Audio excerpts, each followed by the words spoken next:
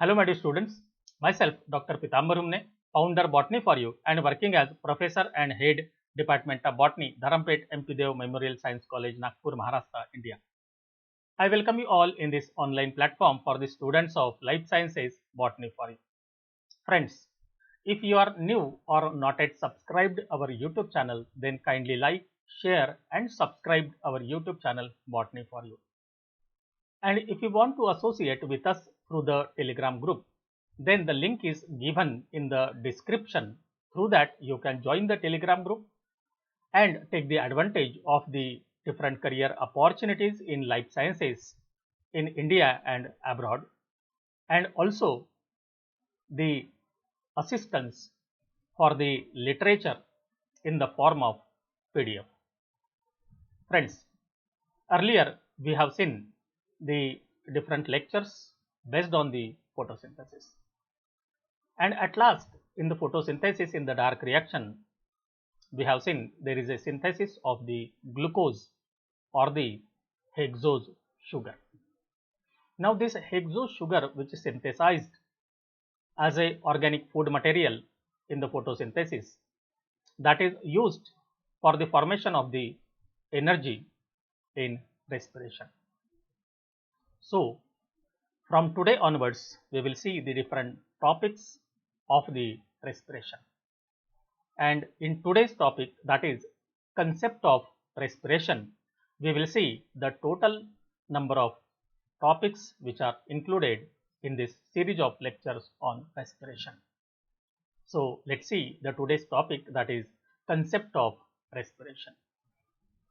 So, if you see the respiration, then what is actually the respiration?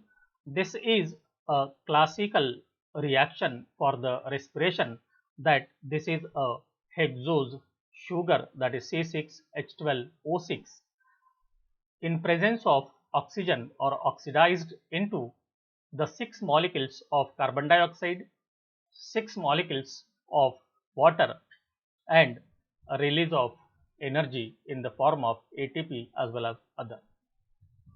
So, this is known as the respiration.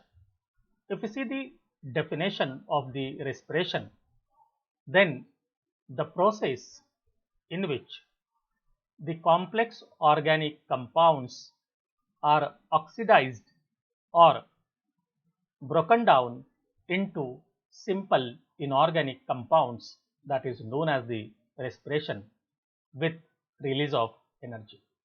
So, again we can see that here the process in which the complex organic compounds are oxidized or broken down into the simple inorganic compounds with release of energy, and that is known as the respiration.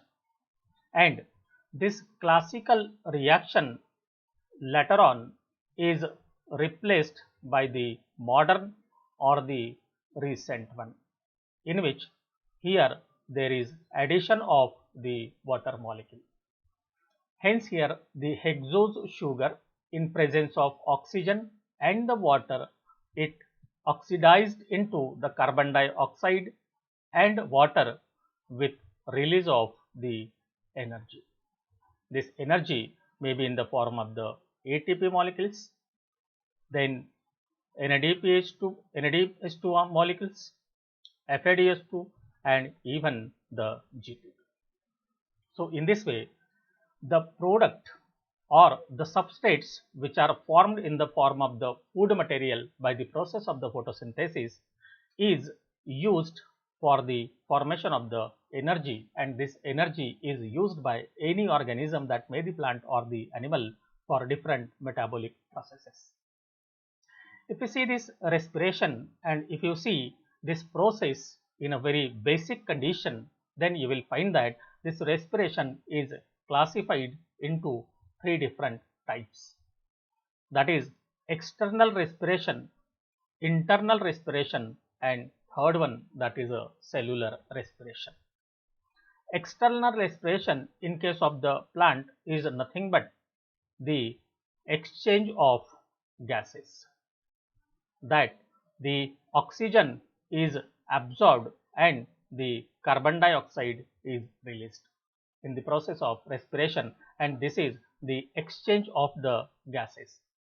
But in case of the animals, there is a process of the breathing in which there is an exchange of the gases with the environment, and that is again the example of the external respiration. In second type, that is internal respiration. In plants as well as the animals, after absorption of these oxygen molecules from the atmosphere, it is transported to different parts of the body. Like in our body or in animals, it is transported through the blood. In the similar manner, here the oxygen is diffused from one cell to the another cell, and hence there is a transport of this oxygen to different cells of the body, and that is known as the internal respiration. When this oxygen reaches the individual cells in the body, there is utilization of this oxygen in oxidation of this carbohydrate or the glucose molecule, which is synthesized in the photosynthesis, or in case of the animals, taken as a food material. And in this process, which is carried out individually inside the each cell of the body, and that is known as the cellular respiration. In this lecture series, we are dealing with the cellular respiration. This cellular respiration again is classified into the two types, that is aerobic respiration, and second one is anaerobic respiration.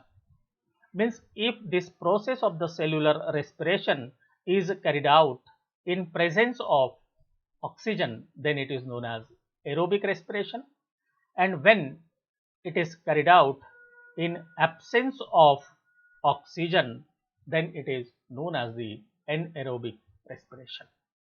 Cellular respiration, as we are dealing in this lecture, first of all, in body or in the organism, the hexose sugar which is present, that is oxidized, and that is carried out in the cytoplasm as well as the mitochondria. So in the cytoplasm, there is a process of glycolysis, and after the glycolysis, there is formation of the pyruvate. So this process in which the glucose or the hexose sugar is converted into pyruvate or the pyruvic acid, that is known as the glycolysis. After the glycolysis, this pyruvic acid, on the basis of the presence and absence of the oxygen, will decide to enter in the aerobic respiration or anaerobic respiration. If there is presence of oxygen, it will enter inside the mitochondria, where there is oxidative decarboxylation, Krebs cycle, and electron transport system or terminal oxidation. And in this way, here there will be a complete oxidation of the hexose sugar in the mitochondria. So we are not related with this one figures of the ATP that we will see in the upcoming slides. But if there is no oxygen in the cell, in such a cases there will be anaerobic respiration, and during anaerobic respiration or fermentation, there will be the formation of either ethanol or the lactic acid, and that is known as the alcoholic fermentation if the ethanol is formed, and if lactic acid form, then it is known as the lactic acid fermentation. So we will see step by step the different processes which are involved in the cellular respiration. In cellular respiration, that is the first one we will take here, the aerobic respiration. As we have seen earlier, in aerobic respiration there are the different processes, that is number one, the glycolysis, then oxidative decarboxylation or the Krebs cycle, and the electron transport system. Here in glycolysis, the one molecule of the glucose is responsible for the formation of two molecules of the pyruvic acid, and even during this there is a formation of the ATP molecules as well as the NADH2. Then, as we have seen earlier, after formation of the pyruvate, and if it is aerobic process, means there is a presence of oxygen in the cell, it will enter inside the mitochondria, and in mitochondria there will be oxidative decarboxylation, in which the pyruvic acid will convert into the acetyl coenzyme A, and this acetyl coenzyme A will enter in the Krebs cycle, and in Krebs cycle there will be a complete oxidation of the acetyl coenzyme A. During again Krebs cycle there will be the formation of NADH2, then FADH2 and GTP molecules, and here the NADH2 which is formed in the glycolysis, and NADH2 and FADH2 which are formed in the Krebs cycle, later on they are entered in a electron transport system or oxidative phosphorylation or the terminal oxidation, so that from it there is a formation of ATP molecules. So we can say here there will be the formation of the ATP molecules from the glucose or the hexose sugar in the process of the respiration. The first process in the respiration or the aerobic respiration or anaerobic respiration, and that is the glycolysis. And in glycolysis, here the one molecule of the glucose is converted into the two molecules of the pyruvic acid. So this one molecule, and this is the second molecule. And during this conversion from the glucose to the pyruvic acid, there is formation of the two molecules of the ATP and two molecules of the NADH. So in this way we can say that here the total sum of this reaction is there is utilization of the hexose sugar, use of the two ATP molecules, two NADH, and formation of the 4 ADP plus H3PO4, that is the inorganic phosphate, and it forms the pyruvic acid, 2 ADP, 2 NADPH and 4 ATP molecules. So if you see 4 ATP molecules plus 2 NADPH molecule, here if we consider the 3 ATP from 1 NADPH2, then total 6 ATP will be formed, plus this 4 ATP, total becomes now 10 ATP molecules.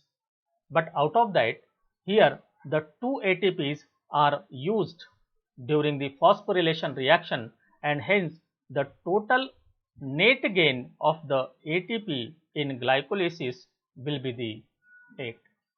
So this is the glycolysis, and we will see the glycolysis in details in next class.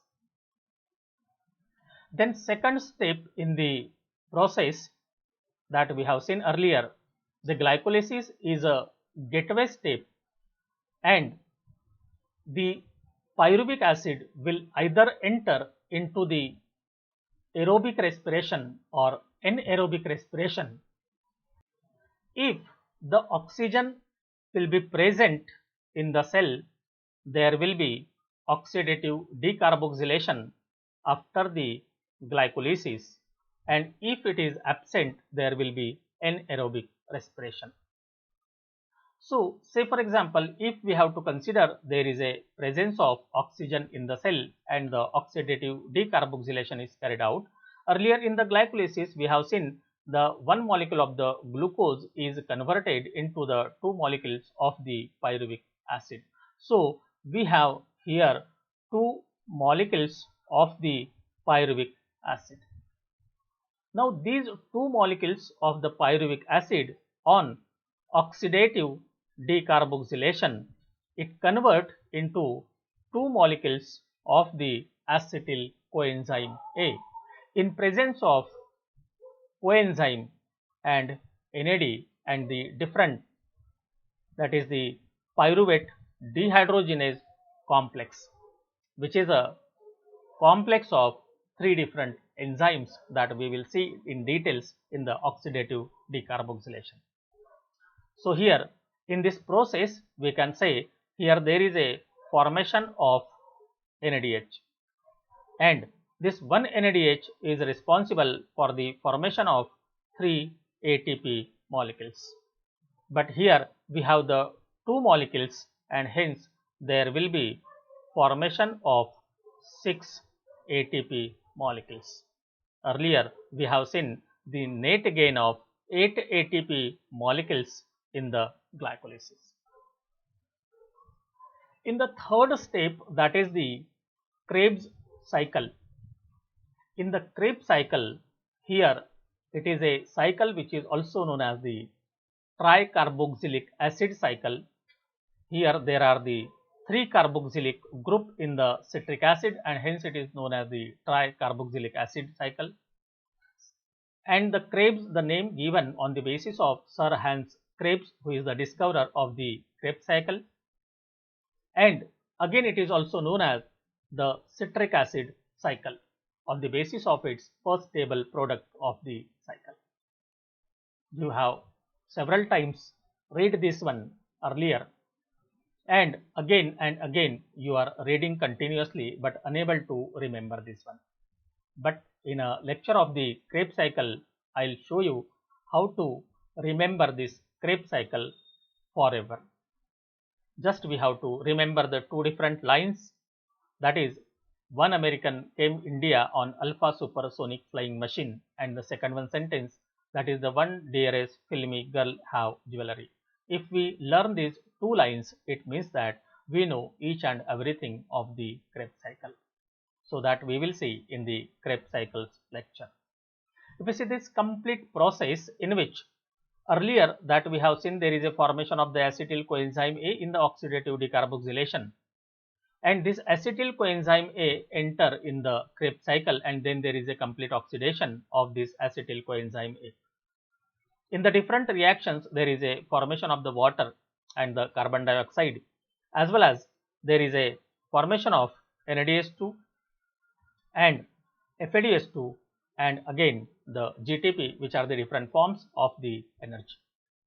So, if you see this overall reaction in which the acetyl coenzyme A is used, 3 NAD used, then FAD used, then ADP and GDP and inorganic phosphate, and the water is used. And what is actually formed here? 3 molecules of the NADPH2, then 1 molecule of the FADH2, and 1 molecule of ATP or GTP with release of coenzyme A. But this is for 1 molecule of the pyruvic acid, and hence for the 2 molecules of the pyruvic acid there will be synthesis of the 6 molecules of the NADPH2, then the 2 molecules of FADH2 and 2 molecules of ATP. So, 6 into 3, that is the 18, then 2 into 2, that is 4, and this one 2. So, total becomes 24, and earlier we have seen the 8 ATP molecules in glycolysis, 6 ATP molecules in the oxidative decarboxylation and 24 in Krebs cycle.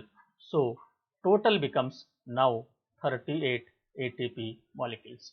Means on complete oxidation of the one molecule of the glucose, there is formation of 38 ATP molecules. But every time, everywhere, in every organism, it is not possible to release the 38 ATP molecules. Instead of that, even there is a formation of 36 ATP molecules or even less than 36 ATP molecules. So that we will see in upcoming lectures. The next step, that is the electron transport system, which is carried out in a inner membrane of the mitochondria. See here the cytoplasm, outer membrane, then intermembrane space and the mitochondrial matrix. And on the inner membrane, there is a presence of electron transport chain, which is also known as the terminal oxidation. And in this process, here you will find that in the electron transport chain, there are the presence of different enzymes and cytochromes. And here the NADH2 or the FADH2, which are formed in the process of the glycolysis and Krebs cycle, are entered into the electron transport system. And in the electron transport system from NADH2 and FADH2, there is formation of ATP molecules that we have seen earlier. From one molecule of the FADH2, there is formation of two molecules of the ATP, and from one molecule of NADH2, there is formation of three molecules of the ATP, and there are the many variation in formation of these ATP molecules also. So in general, we are considering here there is formation of the two ATP molecules from the FADH2 and three ATP molecules from the NADH2. So this is actually carried out in the process of electron transport system. So if you see the glycolysis that we have seen earlier, 8 ATP molecules, oxidative decarboxylation, that is the 6 ATP molecule, then Krebs cycle, that is the 24 ATP molecules, and hence the total ATP molecules in the aerobic oxidation of the one molecule of the glucose, and that is the 38 ATP molecules. How instead of the 38 ATP molecules, there is formation of the 36 ATP molecules or even the less number of the ATP molecules, that we will see in the upcoming lectures. Now anaerobic respiration, say for example after the glycolysis, if there is a absence of the oxygen, and in such a situation, after formation of the two molecules of the pyruvic acid from one molecule of the glucose, here it enter into the anaerobic respiration. And if it is an alcoholic fermentation, that anaerobic respiration is also known as the fermentation. And what is the difference in between the anaerobic respiration and the fermentation, that we will see again in the upcoming lecture. So here the two molecules of the acetaldehyde are formed from the pyruvic acid on decarboxylation, that is the removal of the one molecule of the carbon dioxide.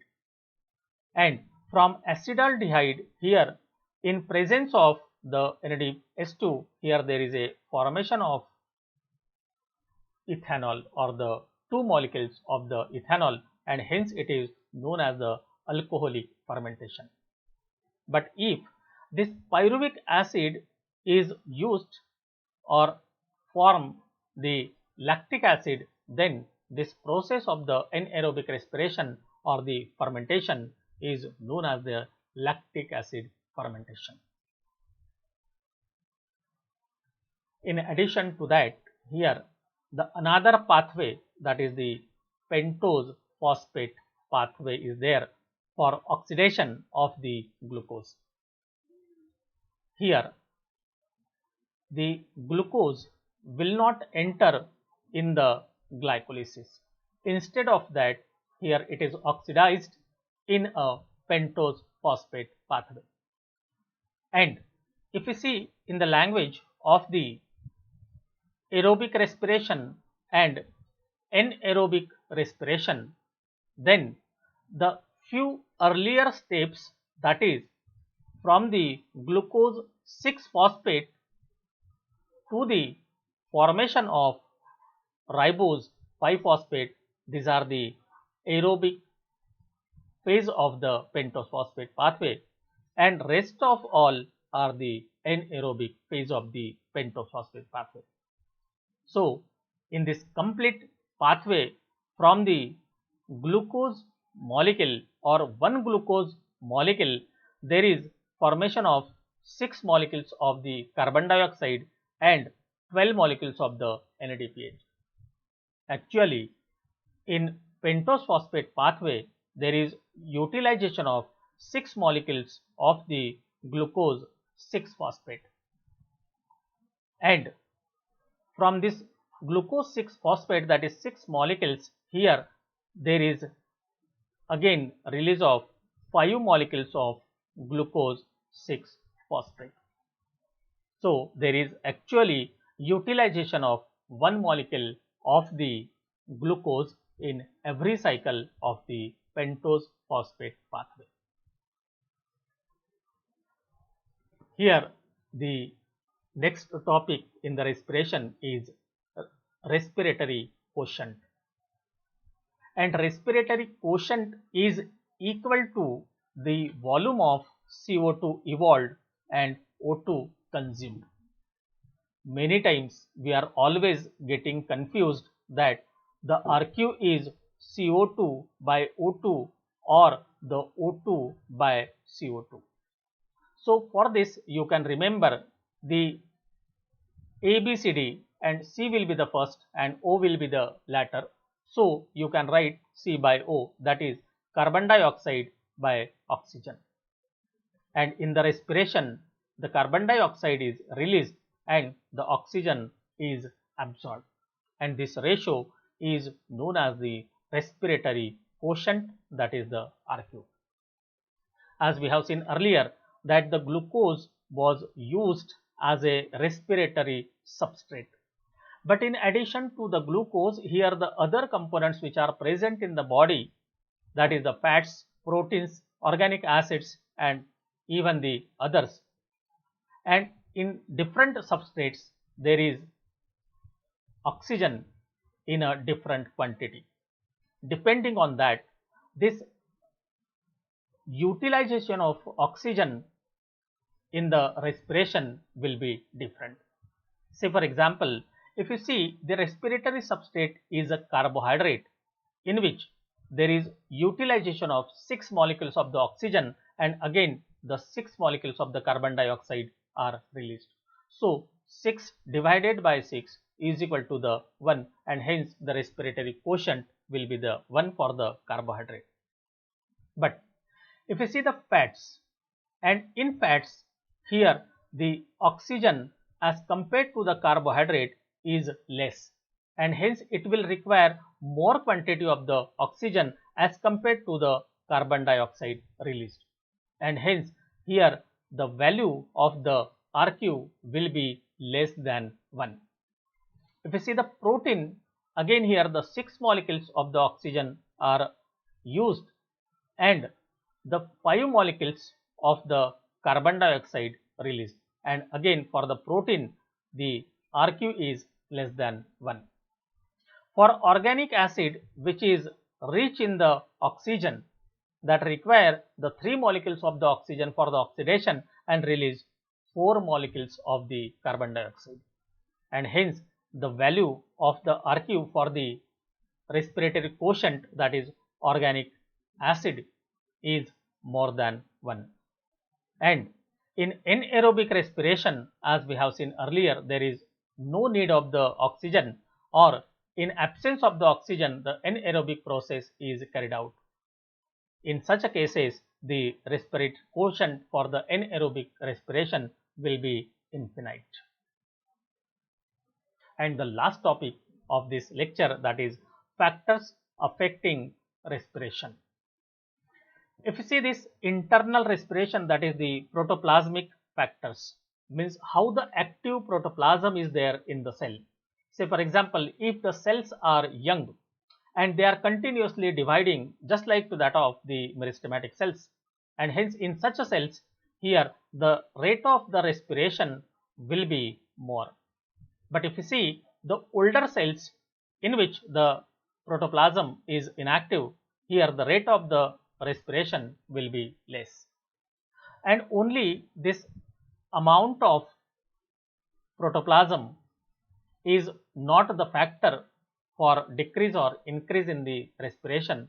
Instead of that, the many internal factors, that is the presence of different cell organelles, presence of the number of mitochondria, size and shape of the mitochondria is also one of the important factor in the protoplasm, which is affecting the rate of the respiration.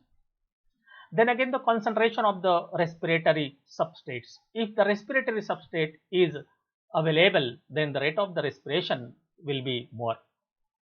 And in a starvation or the scarcity of the respiratory substrate, here the rate of the respiration will be decreases. In external respiration or external factors which are responsible to affect on the respiration includes the temperature. Usually the optimum temperature for the respiration is 0 to 30 degrees Celsius. Means if the temperature lowers than 0 degree, again the rate of the respiration will decrease, and if from the 0 to 30 degree, then the rate of the respiration will increase. But beyond the 30, again there will be the decrease in the rate of the respiration, and above 45 degrees Celsius there is steady decrease in the rate of the respiration. Then oxygen, actually here the oxygen is important factor for the aerobic respiration, and hence it will affect only on the aerobic respiration and it will not affect on the anaerobic respiration. Then carbon dioxide concentration, if there is an increase in the carbon dioxide concentration, the rate of the respiration decreases, and with decrease in the carbon dioxide concentration, the rate of respiration will be increased. Again, the inorganic salts that we have seen earlier in absorption of the mineral salts, if the plants are transferred from the normal condition to the soil having the more concentration of the inorganic salts, so rate of the respiration increases, and this is known as the salt respiration. This is because here, as there is a highest concentration in the soil, the plant uses the energy or expenditure of the energy, and that is the active absorption of the salts. So you can see that lecture, that is the absorption of the mineral salts, for the details about this one. Then again, water, the well water plant show the proper process of the respiration, and if there will be the scarcity of the water, again the rate of the respiration will be decreased. The light do not play any important role in the process of the respiration, but at the same time light is responsible for the process of the photosynthesis, which provide the substrate for the respiration, and hence we can say that if there will be the sufficient light, there will be the photosynthesis, and if the substrate will be formed continuously, the rate of respiration will be steady or the continuous or the increase, and in continuous darkness the rate of the respiration will be lowered. If any plant is injured, then again there will be need of the healing, and during the healing the rate of the respiration is always highest. Then again the mechanical effect, if you rub the leaf or the leaves, again there is an increase in the rate of the respiration. Then effect of some chemical compounds, that is the respiratory inhibitors, that is the cyanide or azides or the carbon monoxide. These are some of the respiratory inhibitors, and which are responsible to decrease the rate of the respiration. So friends, thank you very much for watching this lecture completely. In upcoming lectures on glycolysis, oxidative decarboxylation, Krebs cycle, electron transport system, anaerobic respiration, and pentose phosphate pathway, we will see the different aspects of the respiration in details. And again, I'll provide you the idea that how to remember these glycolysis and the Krebs cycle in upcoming individual lectures. I am very much hopeful and confident that you must be able to understand this concept of the respiration through this lecture, and this will be helpful to you in preparation of for your examinations.